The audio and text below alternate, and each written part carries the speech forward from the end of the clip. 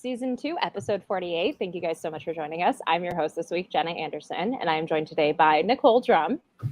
Hello. Jamie Jurak. Good morning. And Aaron Perrine. What's going on, guys? So we have a lot to talk about today. First and foremost, our rankings episode will be next week. We had to push it back a week to account for BD traveling. He was just busy with a bunch of Avatar stuff. But so rankings will be next week, and they will be very, very chaotic. So look forward to that. I'm already dreading it very, very much. But yeah, so we have a lot of news to talk about today, and then we're answering some of your questions that I got on Twitter, which were very nice and very cool questions. Also, before I forget, go watch Jamie's interview with Margot Robbie, because Jamie basically broke the internet this week. Not only is she living my dream of getting to talk to Margot, she got to talk to her about Harley Ivy and then break the entire internet about it. And I'm so proud of her. Go watch that interview because it was very great. How was it doing that? Like, how was it speaking to her? Because like, oh my gosh. So nervous that I didn't want to watch the interview back because I thought I really fumbled it. I was like, this is going to be so embarrassing. And I watched it and I was like, you know, it's not my best. I can see the fear in my eyes, but it came out way better than I thought it was going to. I'm glad that people are so excited about her answer. James Gunn, are you listening? Because clearly this is what people want.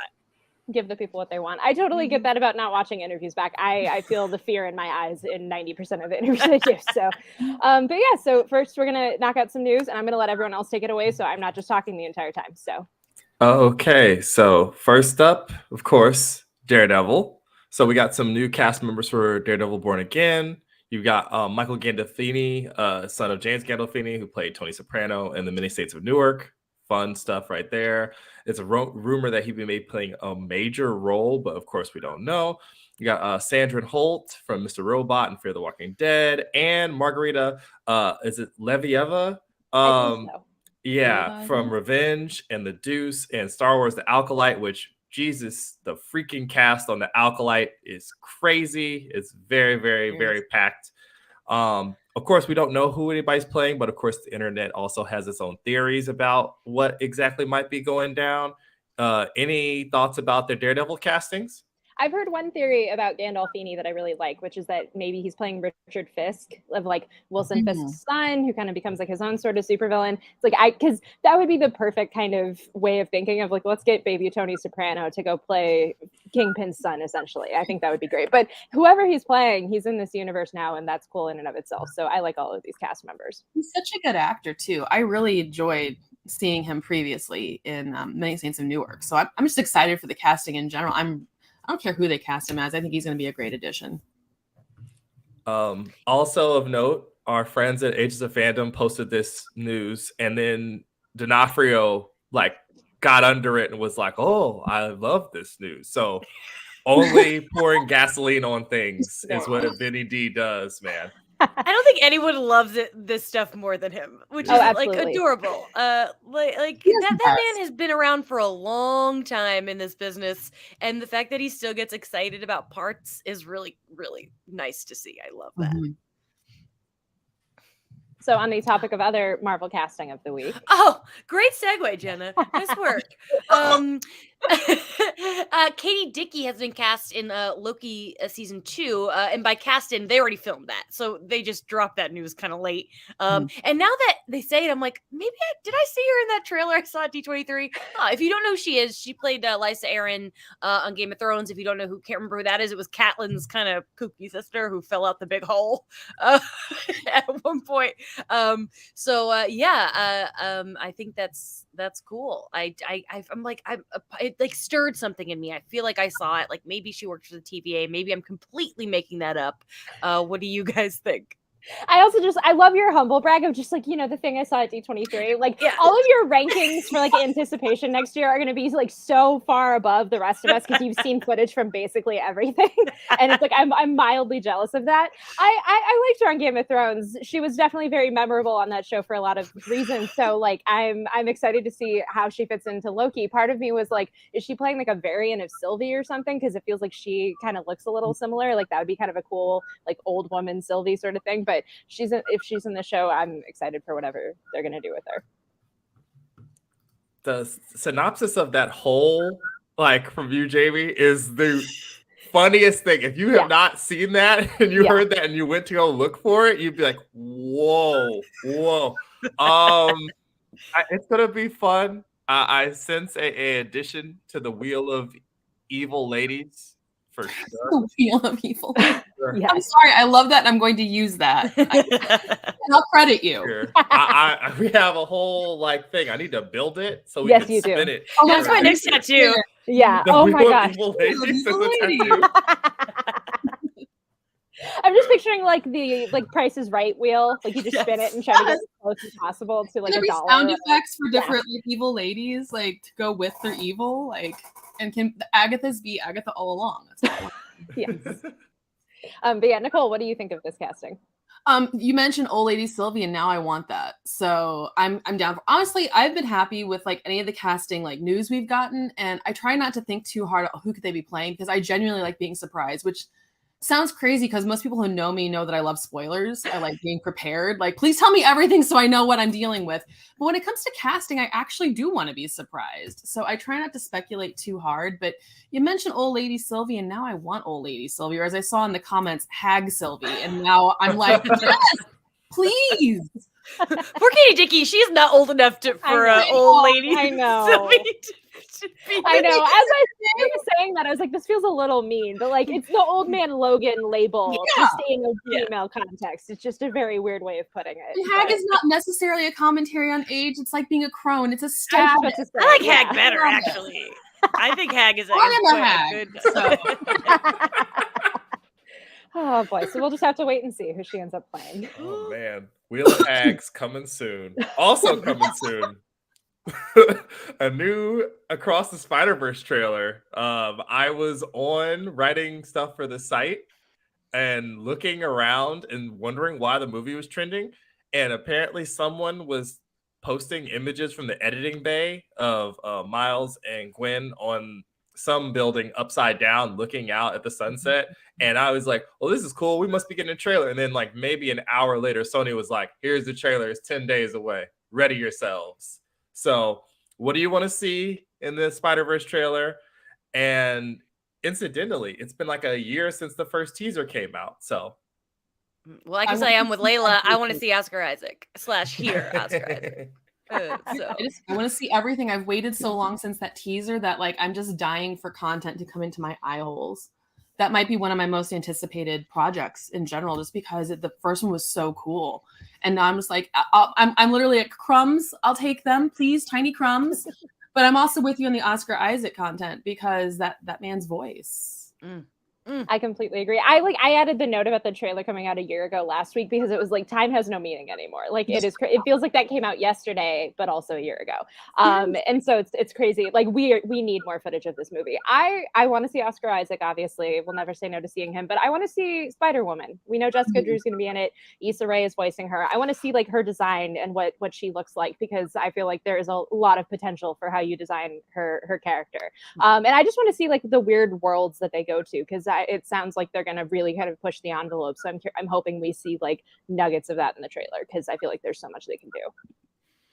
The interview said there's supposed to be 6 different art styles and 6 different worlds they visit in this thing. Cool. So I don't know what that means. Also, I think one of the producers let slip that we start in Gwen's world, which we didn't get a whole lot of in the first one.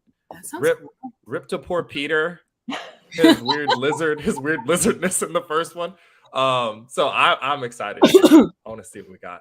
I love the Spider-Gwen world so much. Like that is one of my favorite things of comics as of late. Like the aesthetic of that is so cool. So any of that we get in animation, I'm going to be over the moon. That sounds like your most anticipated, Jenna. Oh, it's among there. Like we'll get into our anticipation rankings, and like that'll definitely be high. I know it was high on mine last year, and then it ended up getting delayed. So it's like, all right, let's do Groundhog Day. Let's put it at the top of the list again. Why I said that. Yeah. So then, speaking of other things that are highly anticipated, yes. So we've got some interesting news. Apparently, Hugh Jackman almost appeared in Deadpool-related stuff earlier than what we're actually going to get him now. BD talked to Deadpool 2 producer Kelly McCormick, who said, "I'm super excited about 3.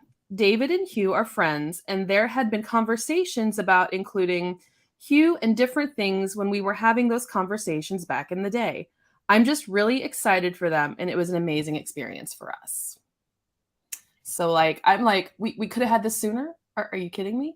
But I mean, on some level, like I don't know what everybody else thinks, but I personally think 3 is going to be the perfect opportunity. And again, we've talked about this before. I have my how I want this to happen. Like I'm still holding out for that. But what do you guys think?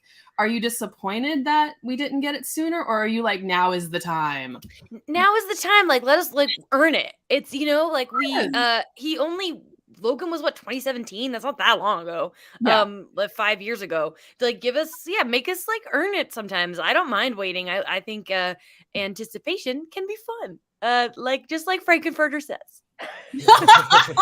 I have such like mixed feelings about Deadpool 2. Like I have only seen it the one time in the theater, and it like rubbed me such a wrong way that I like did not rewatch it since then, because all of the like women in refrigerator stuff and just kind of the way that all that revolved very bothered me. But so I'm glad that they didn't try to work Hugh Jackman into that movie, because it felt like there was so much already going on, and there was so much that it still couldn't do because it was in the Foxverse, that like that would have just been like a wasted opportunity. It would have been fun, but I feel like having it in Deadpool 3 now, when we're in the MCU, we can do whatever we want. Like I feel like there's so much more potential for this to get just really crazy and really earned. So I'm glad that they waited. Well, I mean, the floodgates are open now, so like it's gonna be way, way crazier than it ever could have been back then. Like just the level of, so we don't have a script, we don't have like a real trailer. All we really have is this delightful footage that Peter has in the background for us, and the rumors around this movie are already off the charts, 10 out of 10, unhinged online rumors. So I think that whatever they have planned, we're gonna probably really enjoy. And it feels like it won't just be the two of them either, which is insane. Like I can't imagine what else other weird parts of this are gonna make it into this movie. So maybe we waited for a good reason, y'all. I'm still holding out hope that we get some weird Rogers the Musical, real life Hugh Jackman, Broadway stuff. That is my hope. I hope someone is listening. Please let me have this. It's all I want. Nicole manifesting my dreams. I love how every time BD isn't here, we just talk about Rogers the Musical. Listen, he's got Avengers Tower, and we've got this. We all have our thing. We all should just talk about Rogers the Musical like every day. Somehow manifest it and make it real. Just one time, a one-time only show. I want to be there. I want this to happen. Make it happen. The fact that they're not doing that show at Disneyland like every single day is like such a missed opportunity to me. Like money on the table. They should just be building a little theater that they can do that like at 3 p.m. every day, and just like make every Disney attendee very happy. Like that has to be a thing. I would move back to California for this and be there every day at 3. Jen is trying to boot poor Dr. Strange out of his weird little amphitheater down there in Anaheim. I mean, that show is just fine. Nobody sings. I have not been to Disney in like a decade, so I have no frame of reference for like anything. So I'm just like, I don't know, just they can find a way to fit it in, even if it's in just like an alley somewhere. Like let people. They can literally just do it like right there in the center of the Avengers campus, in the little courtyard area. They don't even need a full setup. Like it could just be like a renegade performance, like just flash mob. Make it happen. Flash mob, yeah. Flash mob, yeah. And I mean, literally, I will be there. Like they do it. I move back to California and I'll be there every day. Hell yeah. Well, you can visit me too, and Erin. I will. We will go together and we will hang out. It'll be so much fun. Amazing. All right, what do we got next? Captain Carter.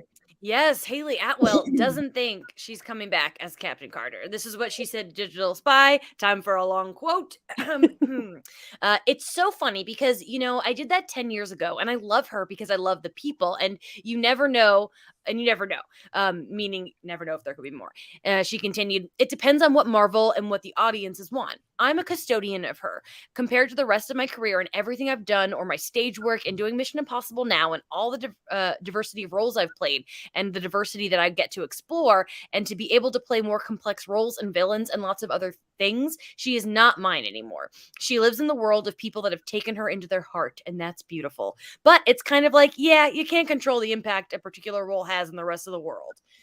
Interesting. I'll be honest, what I picked from that is she said Mission Impossible and villains, and now I'm waiting to see if she's the villain in Mission Impossible 7. That's what I care about. But I kind of feel like she's over it. What do you guys think?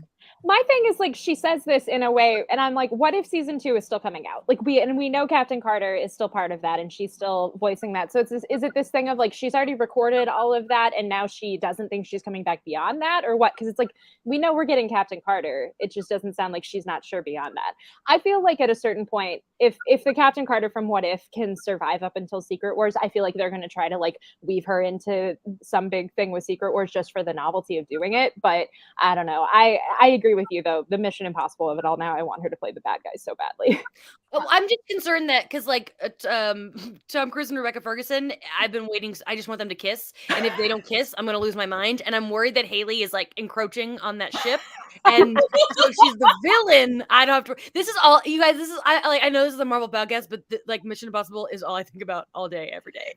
I've waited so long for this movie. Oh my God, that's so wholesome. All I know is that to me, this reads very combination Midwest British polite. It's very diplomatic. Yeah. Haley Atwell has ties to Kansas City, which is where I live. And also she's British. And I'm reading this and going, this sounds like every other very polite, diplomatic way of answering this without really telling you what's going on. So I think she probably to an extent is like, you know, I've played this character for a while. If it's done, it's done. But I think I would not be surprised if there's more. So this just feels very diplomatic. And I don't want to say, oh, she's lying because no, I'm saying she's being diplomatic is what it reads to me. You're right. Jamie, Kofi's in the chat asking, what if Haley's character steals Rebecca Ferguson's character? How do you feel about Kofi that? has never said anything that like felt like he was trying to make me happy before until this moment. And I'm shocked. It's an early Christmas present for you, Jamie. You heard it. You heard it here, folks. Aaron, what do you think about what Haley said? All right, first of all, she totally gonna be a Secret Wars. Come on now. Yeah. Let's stop. Like, whatever is happening, you're getting these weird other reports. Shout out to Paul and Heavy Spoilers for saying that like Feige is literally going around like Samuel L. Jackson trying to recruit people one by one to be in that movie. She's totally gonna be in that. But I think as far as like her doing a series or something, either this is some weird throw us off the scent, or because there was all this weirdness about it after What If. People were saying you're gonna see her again in live action, and I would be so confused if it was just that little bit of Multiverse of Madness and nothing else. Like, you know, I think also there's like a bit of her quote where she's talking about like, it's not exactly what she would have like thought about for the character, but it's not the Peggy that we all know. It's not the Agent Carter from the show, or, you know, the MCU's version, depending on how you feel about the separations between all of them that don't really matter anymore. So she's probably not going to be in anything. I wouldn't like, okay, like she ain't gonna be like Quantumania. Like that's not gonna happen. But like she probably will pop up as something else along the way. It's just that particular version, she was like, I was good. Also, remember, it was weird to film that movie because they didn't ever meet each other, right? Like most of them never stood in the same room with each other. It must have been so disorienting and weird just be like, you want me to do what? Stand like this. And that was like it. And then here's your wild amount of money. Now, until we need you for Secret Wars, go back and do whatever you do. The second time I rewatched that movie and I was able to register, like none of them were in the same room at the same time. Like it completely changes how you watch the Illuminati scene. Because it's like you can just tell they're all just like PNG cutouts standing in different parts of the space.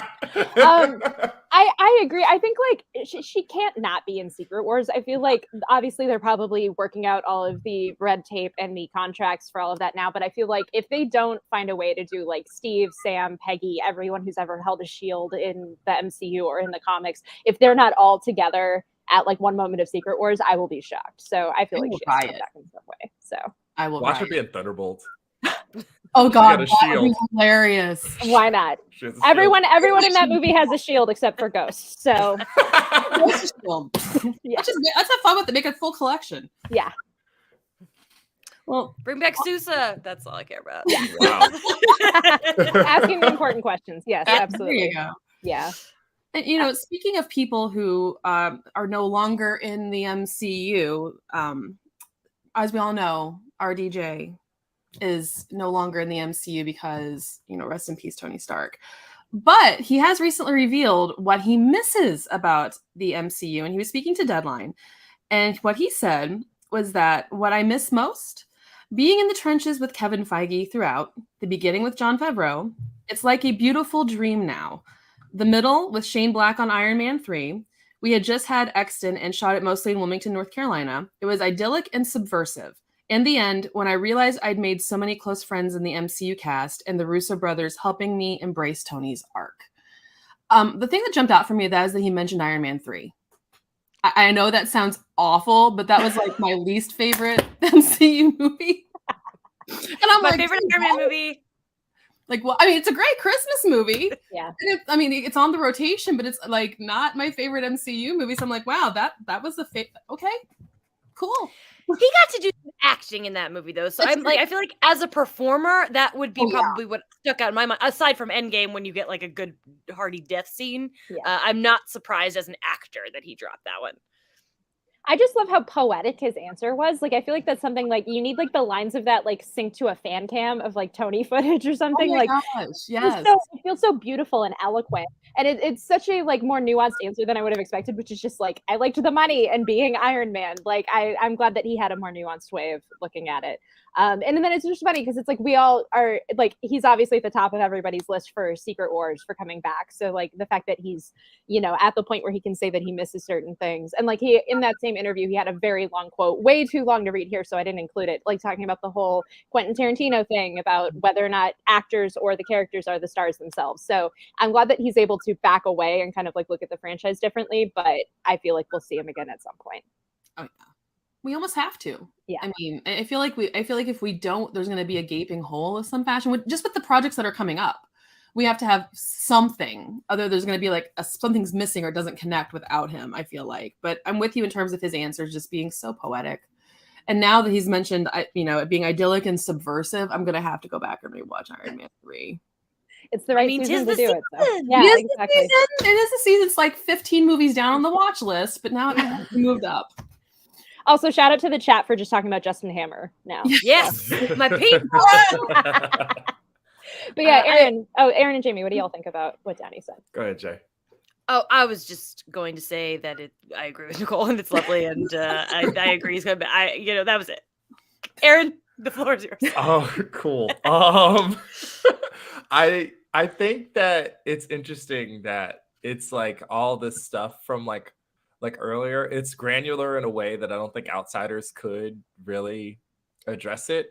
I'm sure it is comforting to hear like not just the money, like, oh man, I just being able to put a wing on the house every 3 years was really nice.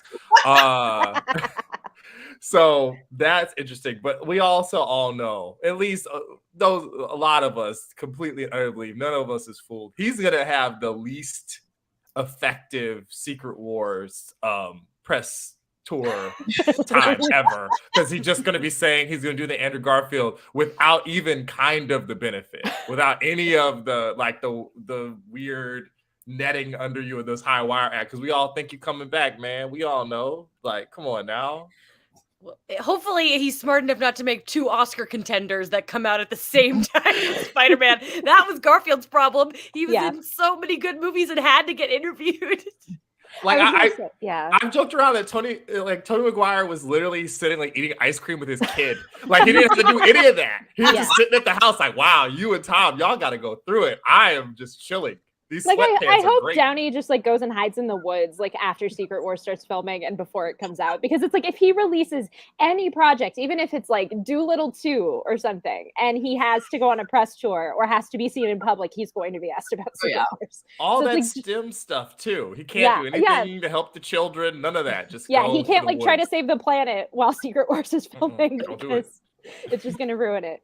And then you get those people that I made really mad this week that was like, stop asking these comic book actors about comic book projects.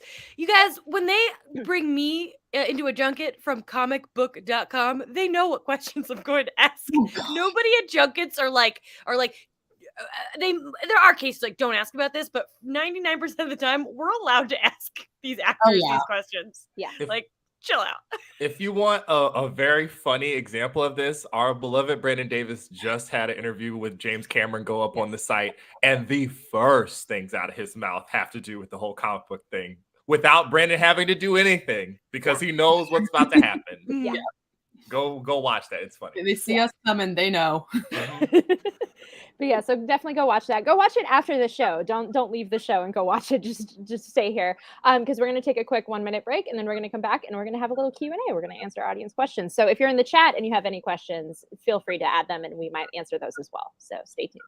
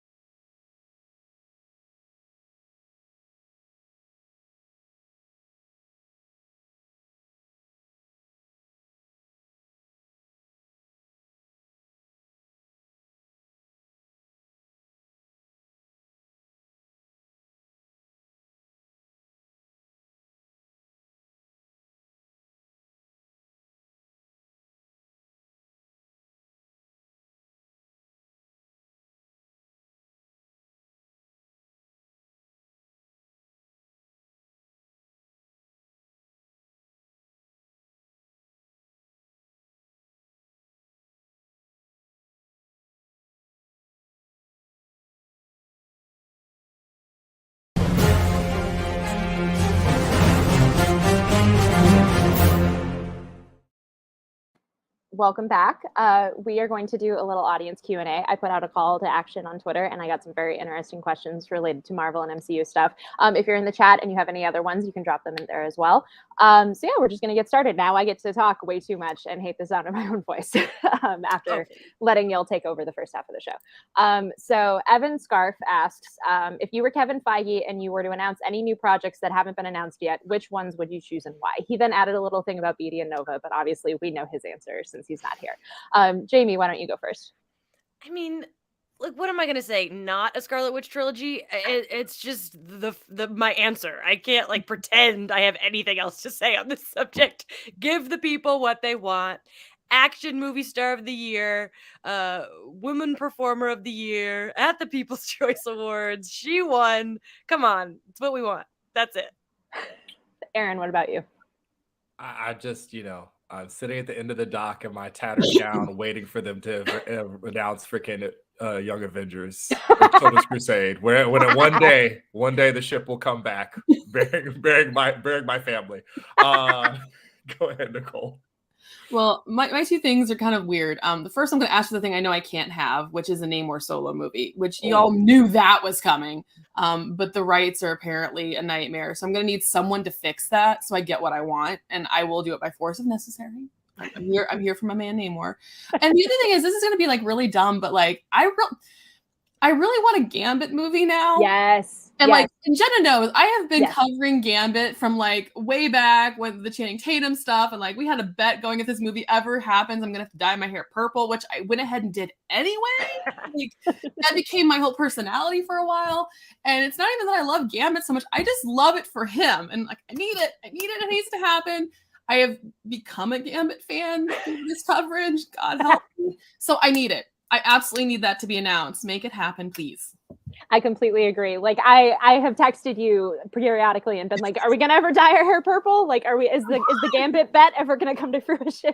I have the specific Gambit purple color already picked out and like in a file with my hairstylist. So the day this becomes a reality, I'm going in. The second it's announced, I am calling her and being like, "Clear the book. It's time." And then I'll play like dramatic music and take a video. Yeah. Is anyone doing what I've requested and watching Willow?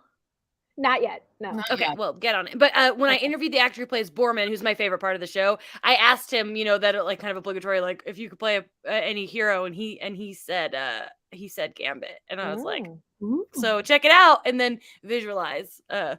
Okay. And then my answer for announced projects are She-Hulk season 2, Gambit, because I want Channing Tatum to finally get his due, and then a Squadron Supreme like 12 episode series. That would be my dream.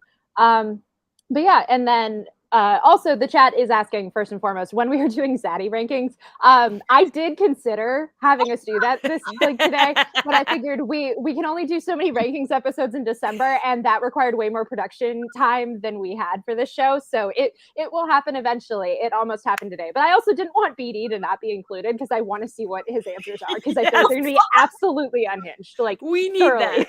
Yeah, so deeply we need BD involved with that. That will happen at some point. But yeah, so back to questions. Brentak Prime asks, and Nicole is going to love this question very much. Phase 4 was about grief, but largely about identity. Are there any theories for Phase 5?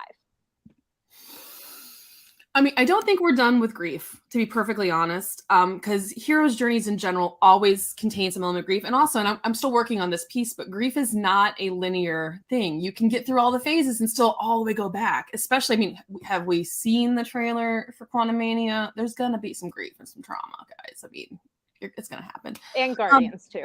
Oh, God. Guardians is going to heal us. Guardians is going to be about healing and working forward and finding purpose. And I think that is where it's going to be in Phase 5. It's going to be about purpose, because I think we're going to see a lot of villains and a lot of threats and things that are coming.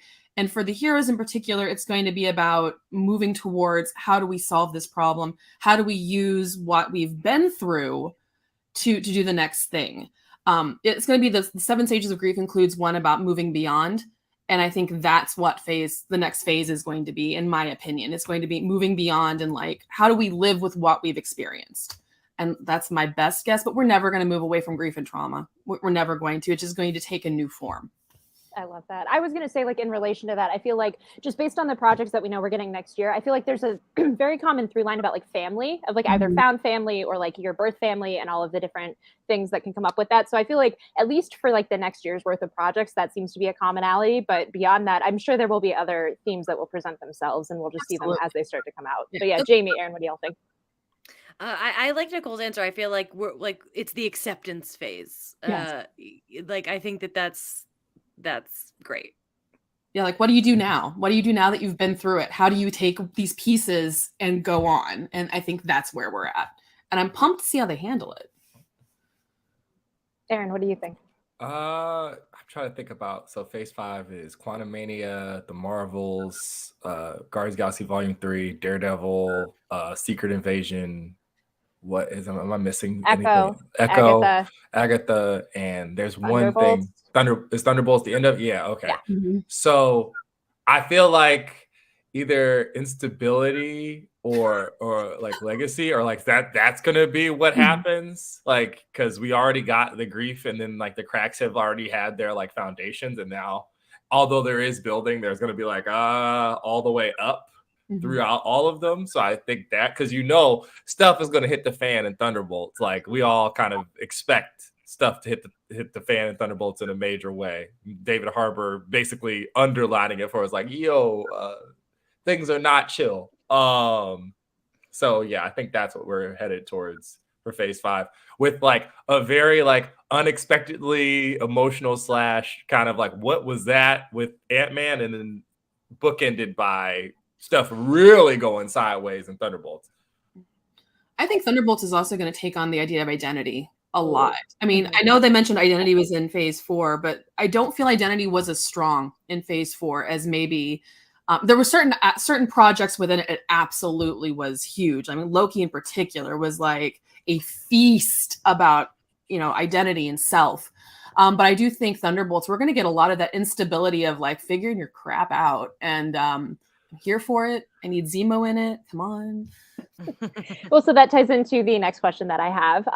Murkirtle, I'm totally butchering your username, I'm sorry, did ask, I need to know when we see Zemo next. I joked in our thread that this was Peter's burner account.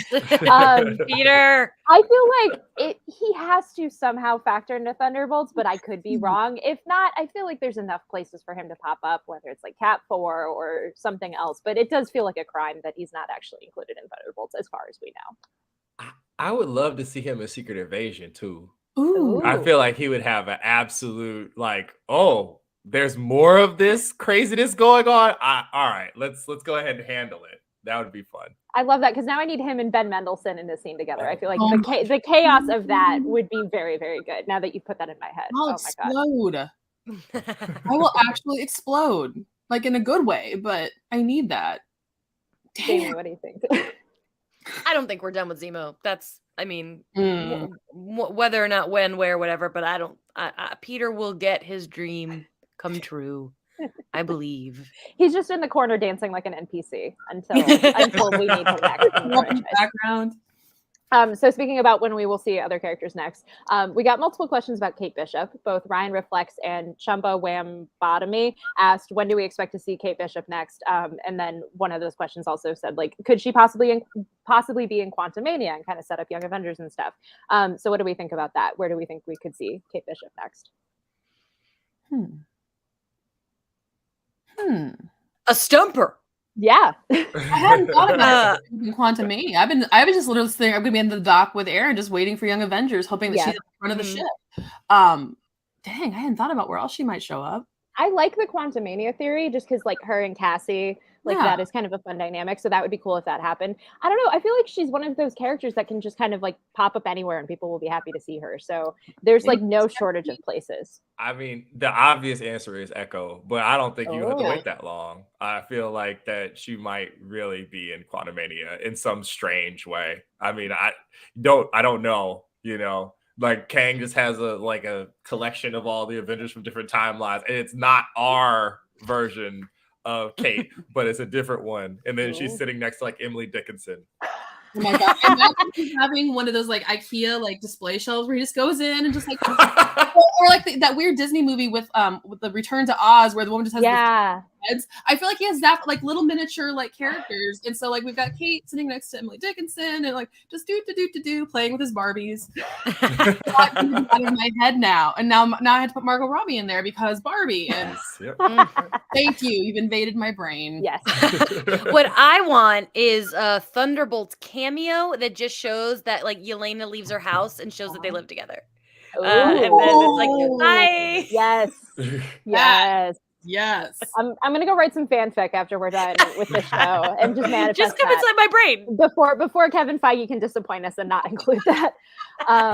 Yeah, and then so speaking of other characters, Evans Larson's asked, just out of curiosity, even though this isn't going to happen, do you think Deadpool could appear in Thunderbolts since the groups are all anti-heroes? It would be interesting to see him interact with that group.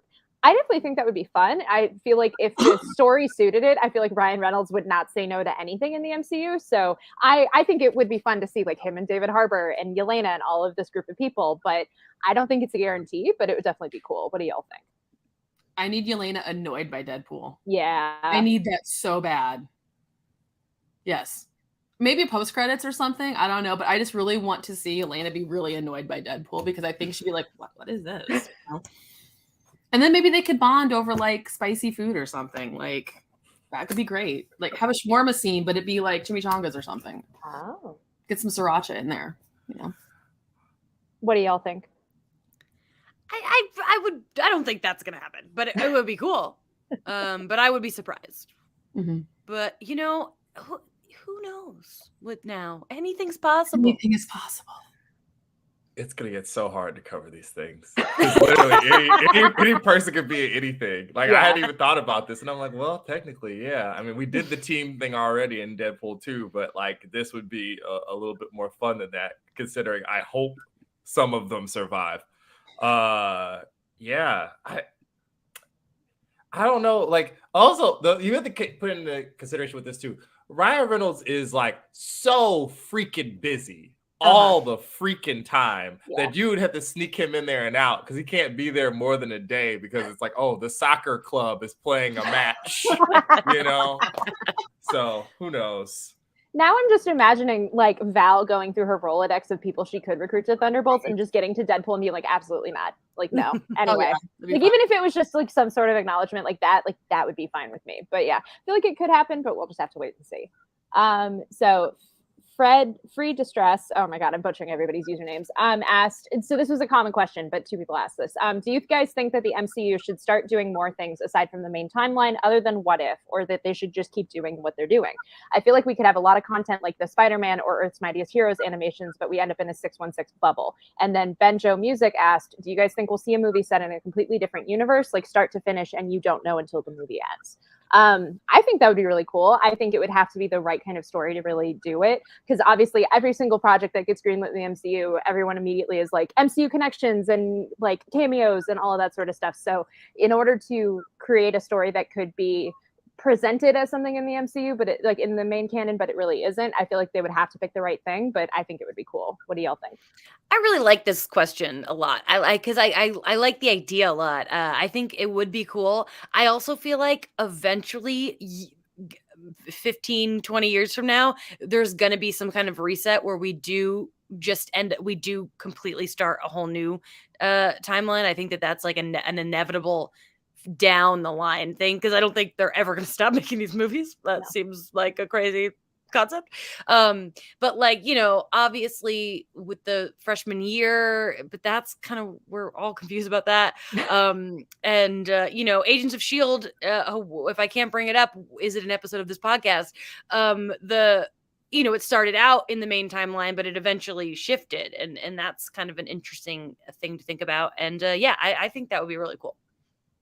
I think we almost have to at some point, because there's just so many stories within the general all things Marvel that they're leaving money on the table by not exploring some of those things. And I think there's some really cool creative opportunities that maybe you don't get in 616. So I think we will see it. I think it'll be a little further down the road, but I think we're going to see tendrils of that, because they've already kind of started establishing pieces of it. Like you said, like, Agents of Shield kind of went its own way, and like we know there's a multiverse. So I feel like we're going to get it eventually. I just don't know how they're going to do it in a way that fits in and makes sense without overwhelming people. I think that's going to be the fine balance. But if there's one thing we've seen from Marvel Studios, is they pull it off. So I think we'll see it. Aaron, what about you? I've been secretly waiting for this twist in one of these movies since Endgame, like for real. Like I was sitting there, like as Eternals was going on, I'm like, is this thing gonna end? And is it like a different Earth?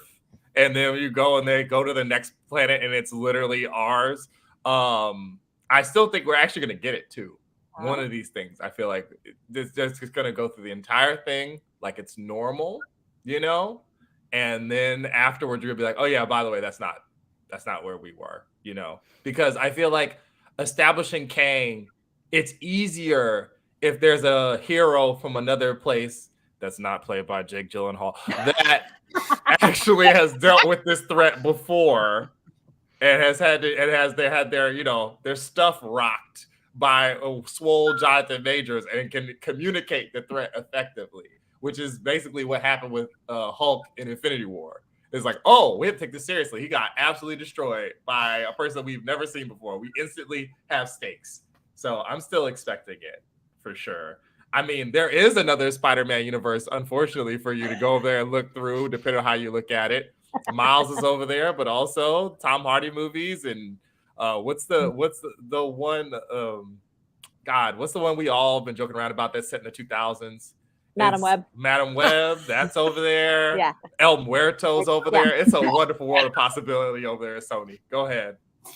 No, because like I agree with what everyone has basically said. I feel like part of what made Comic Secret Wars so effective was that there were so many different multiversal stories that were being told, and so then seeing all of it culminate together, like you felt the weight of all of these other universes dying. So I feel like at very least, if we could spend at least some time in another universe that isn't just, oh, here's Toby's universe, here's Andrew's universe, here's whatever. Like if we could actually build out some other part of the Marvel multiverse and then watch it crumble during Secret Wars, I feel like that would be very effective and very like harrowing for people to watch. So I hope it happens. Also, because it's just there's so much like storytelling that they haven't touched yet that I feel like they could touch through that. But yeah. And then Andy Dandy Mandy asks, do you guys think Kang Dynasty and Secret Wars will be anywhere as big as the Infinity War Endgame movies were? I know we've spoken about this in the past, but obviously with what we were just saying about the multiverse, it's always evolving. So what do y'all think? I mean, it's Kang. Have y'all heard of Kang? I think it will be. I don't know if like the anticipation level is going to get as crazy because we've had that peak, but it's also Kang. And like, I feel like every day I get a little more like little more buzzy, a little more excited, especially, we see Jonathan Majors and it's like the stuff coming out of like, what was it? I'm going to say this wrong. CCXP. Like, I was just like, oh yeah, I'm like in for this. Like, and I feel like it's getting bigger and as somebody who like lives and breathes this universe on a literal daily basis, it's very easy to not be hyped. And like every single time I think about it, it's like, man, Kang. I'm getting really excited for Kang, guys. So I think we're going to reach those levels. I think it might look a little different, but I do think it's going to be as big on some level, depending on how they build to it. But I know in terms of anticipation, I'm starting to get those early feels. So I think we're going to get there. Oh yeah. It's Kang. Is it so Infinity? I mean, like that was like culmination, but like, isn't Kang Dynasty the first Avengers movie since Endgame? Yeah. It will have been years. Yeah. Oh yeah. It'll have been years. There's no, come on.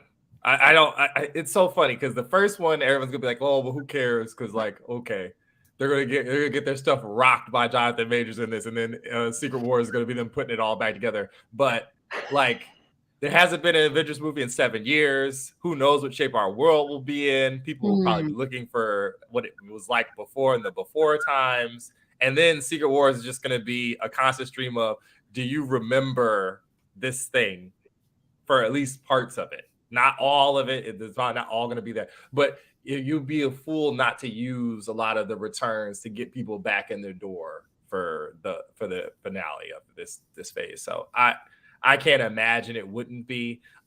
The level of people my age with young children who went to see Spider-Man No Way Home, who had not watched any of these things just because they heard that maybe Andrew Garfield and Tobey Maguire were in it, astounded me. It was really striking. And I was like, I cannot believe this. Like, you guys, like, this is going to be very hard for like non-comic people probably to pick up. And they were like, but Spider-Man. So those two are going to be in it. Another $1 billion. Cut and dry. If you get RDJ and Hugh Jackman in there and then the masses find out, then you might have a bigger hit than Endgame on your hands. Oh, yeah. It's, and I think that what I'm hoping is that we won't know until we're seated. I really do not want another Multiverse of Madness situation where we know everything ahead of time. But it's going to be hard for them to keep those secret wars. We'll see. Also, I just have to say, for anyone who's listening in podcast form, they missed Jamie's very excellent face when Aaron was talking about Majors rocking our world. That was just very, very good. But yeah, I echo everything that's been said. I feel like for me, these two movies are going to be like, they have this very weird potential that Infinity War and Endgame didn't, which was like Infinity War in particular excelled at like taking all of these disparate parts that we had been following for years and like threading the needle and like uniting them together really for the first time. Whereas like, I feel like by the time we get to Kang Dynasty, there's more of that connectivity already, even if we aren't really seeing it. And so it's just going to be, and there's also just a wider swath of like weird stuff that we can potentially see in both of these movies. So I feel like they're both going to be different types of like events compared to Infinity War and Endgame, but I feel like the potential is definitely there. And then kind of relating to that, Nicola asks, what is our ultimate dream team up during this multiverse saga? I would love to see Jackman and Maguire meeting Evans and Robert Downey Jr. Kind of echoing what Jamie just said. So does anyone else have any other possible team ups that they'd love to see? My big dark horse thing, if they're going to steal anything from Hickman, I know everybody keeps like Dr. Doom, all the other crazy stuff that happens. It's delightful. Every single page of it is something sillier and more amazing next. I would really, really love if everyone was so focused on the Hugh Jackman and Maguire and RDJ and Chris Evans being back, and they found some way to get Miles in there, and you had the Miles team up with the other 3 Spider-Men, and that was his big introduction to this whole thing, would floor me. I don't know if it's going to happen. I don't know if there's going to be a cheeseburger, but I'd like it. I would like it. I love it. I want to see She-Hulk and Captain Marvel together because it would piss off the worst people of the internet. Oh my God. And that would make me really happy. Yes. I need nothing more than for that to happen. Yes. Oh man, yeah. Sign me up for that. Actually, sign me up for both of those. Like I was on the Miles train, but then you mentioned that, and it will make a bunch of people angry. That I'm perfectly fine with them being angry. So yes, let them soak in it. That's what I want. Yeah. Did you order the hot toy? Not yet. Oh yeah, because I was going to address this because I know we had a whole thing on the show before about how there wasn't a She-Hulk hot toy. They have now fixed it. Brandon and I were texting last night. They're making a She-Hulk hot toy. As soon as I can order it, I'm going to order it and then regret it immediately with my bank account. It looks good. I love it, and I love now that they put out the Daredevil because just the for scale, just to see how much taller she is than him, it's so good. They really knocked it out of the park there. I will say my dream team up. I've said this on the show, and everyone laughs at me. Ben Affleck Daredevil. Just bring him back.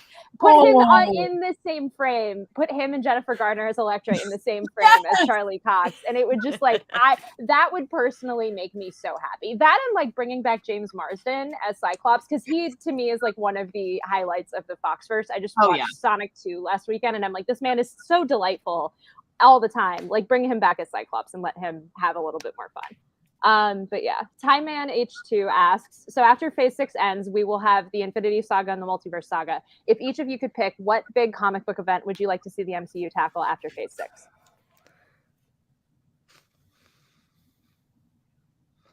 Everyone's stumped. Everybody's like, wow. The things I want make no sense, and that's it's just my list of things I'd like to see in live action that legitimately don't make sense for where we are right now.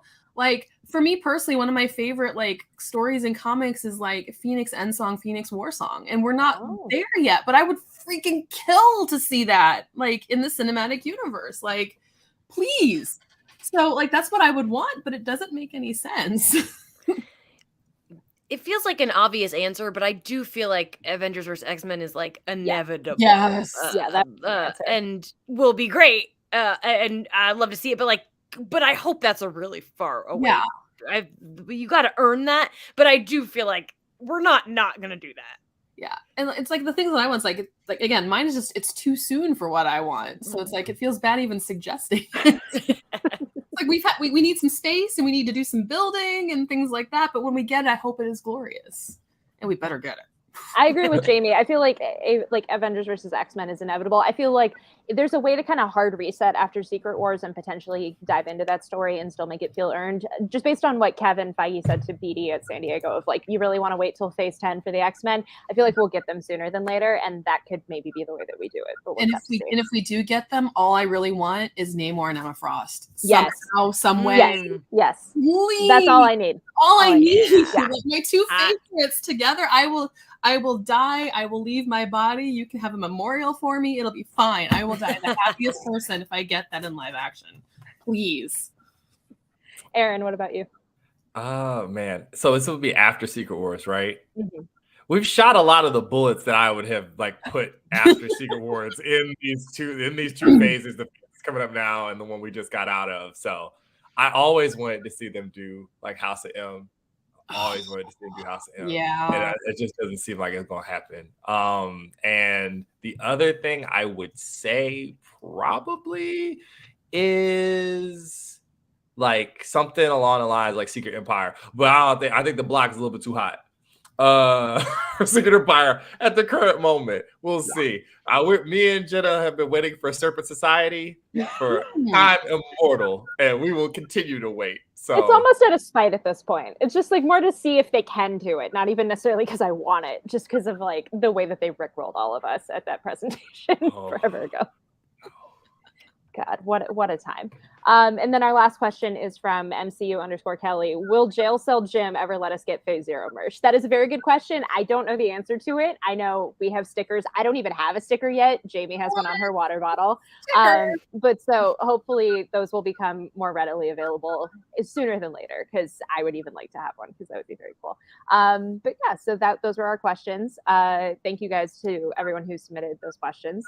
We're just going to kind of go around and share whatever else before we end the show. Jamie, you're at the top of the board. So this week I rewatched She-Hulk and the holiday special, which means I have officially seen every Phase 4 project at least twice, up to 9 times, depending on what the project is. So I am ready for the rankings. Let's go. People are going to hate me, but I don't care. Also, as always, please watch Willow, because no, I don't think anyone's watching it. Oh. It's on my list, trust me. And yeah, go watch Jamie's Margot Robbie interview, because she did the Lord's work, and it was a very great interview. Nicole, do you have anything to leave the audience with? Anything to plug? I'm just completely still obsessed with the holiday special. Like, I keep going back and rewatching it, and between that and the Guardians trailer, like, my entire Spotify playlist is now broken. So I encourage everybody to dive into the music for that, because it's a vibe. It really is, and it will make you feel so good this season. But yeah, all the holiday special, all the time. It's like the most joy that I've had in a holiday season in a long time. That's pretty much all I've got this week for Marvel stuff. I love it. Aaron, what about you? So it's at some like corner on Twitter. I'm trying to think back to anything else we did. Oh, the sight and sound thing that Jamie brought to my attention that I did not know about, because I am not cool and I do not spend enough time on any of these sites. There's some good cinema on them lists, y'all. I know that there's some of our favorites that not make it, but there are things worth investigating over there. Also, I reviewed sort of season 2 on HBO Max for the site. I thought it was good. All the episodes aren't out yet. I don't think all of them are out till December 22nd, but it's fun if you like hijinks and sitcom sort of stylings, but like more modern sitcom stylings. That's cool. So yeah, there we go. That's what I'm up to. Awesome.